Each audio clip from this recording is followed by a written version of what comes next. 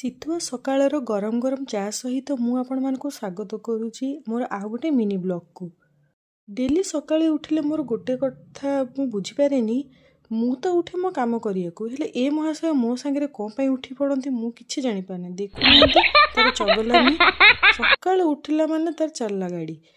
କେତେ ଚେଷ୍ଟା ପ୍ରଚେଷ୍ଟା କରିକି ସେ ଶଗଡ଼ିକୁ ଆଗ ପଛ ଲେଫ୍ଟ ରାଇଟ୍ କରିକି ଗଡ଼େଇ ଚାଲିଛି। ଏଇ ନୂଆ ଷ୍ଟାଇଲର ଶଗଡ଼ି ଚଲା ଆପଣ କେବେ ଦେଖୁଛନ୍ତି କି? ଦେଖନ୍ତୁ। ଆଉ ତାପରେ ଚାଲି ଆମ ଗୃହିଣୀମାନଙ୍କର ଫେଭରେଟ୍ ନିତିଦିନିଆ ଜଳଖିଆ ବାସି ରୁଟିକୁ ଗରମ ଚା ଖାଇ ଏପଟେ ଆମେ ବାହାରି ପଡ଼ିଲୁ ଭ୍ୟାକ୍ସିନେସନ୍ ଡେ ଆଉଟ୍ ପାଇଁ। ଦେଖୁନାହାନ୍ତି କେଉଁ ପ୍ରକାର ଏଇ ମିରର ଆଗରେ ଷ୍ଟାଇଲ୍ ମାରୁଛି ମୋ ପୁଅ।